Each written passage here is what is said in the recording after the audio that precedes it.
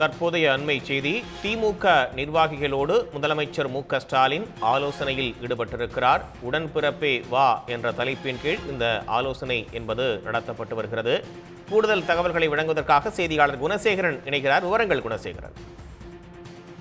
2026 சட்டமன்ற தேர்தலை எதிர்நோக்கும் வகையில் திமுக சார்பில் உடன்பிறப்பே வா என்ற தலைப்பின் கீழ் ஒவ்வொரு தொகுதி வாரியாக தொகுதியினுடைய நிர்வாகிகளை முதலமைச்சரும் திமுகவினுடைய தலைவருமான மு.க.ஸ்டாலின் தொடர்ந்து அந்த நிர்வாகிகளை சந்தித்து 1-to-1 என்று சொல்லக்கூடிய அந்த நேர்காணலினை நடத்தி வருகிறார். அந்த நிகழ்வின் பொழுது ஒவ்வொரு தொகுதிகளிலும் இருக்கக்கூடிய அந்த கள நிலவரம் குறித்து அந்த தொகுதியினுடைய நிர்வாகிகளிடம் முதலமைச்சர் மு.க.ஸ்டாலின் கேட்டறியக்கூடிய அந்த நிகழ்வு தொடர்ந்து நடைபெற்று வருகிறது.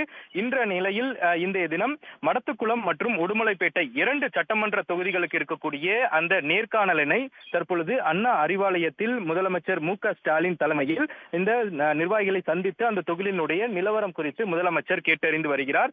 இதுவரை மொத்தமாக 29 நாட்கள் இந்த நேர்காணல் நடைபெற்று இருக்கிறது. இந்த 29 நாட்களில் 65 சட்டமன்ற தொகுதியினுடைய நிர்வாகிகளை அந்தந்த தொகுதிகளினுடைய கள நிலவரம் குறித்து முதலமைச்சர் கேட்டறிந்திருக்கிறார். இந்த நிலையில் இன்றைய தினம் 30வது நாளாக இன்றைய தினம் மடத்துக்குளம் மற்றும் உடுமலைப்பேட்டை 2 சட்டமன்ற தொகுதிகளில் திமுகவினுடைய அந்த கள நிலவரம் எப்படி இருக்கிறது, அந்த தொகுதியினுடைய நிலவரம் எப்படி இருக்கிறது, சட்டமன்ற தேர்தலுக்கு ஆயத்தமாகக்கூடிய அந்த பணிகள் எந்த வகையில் நடைபெற்று வருகின்றன, கூடுதலாக வேறு என்னென்ன மாதிரியான அந்த பணிகள் அந்த தொகுதிகளில் மேற்கொள்ள வேண்டும் என்பது குறித்து அந்த தொகுதி நிர்வாகிகளிடம் முதலமைச்சர் மு.க.ஸ்டாலின் தற்பொழுது அண்ணா அறிவாலயத்தில் கேட்டுக்கொண்டு வருகிறார்.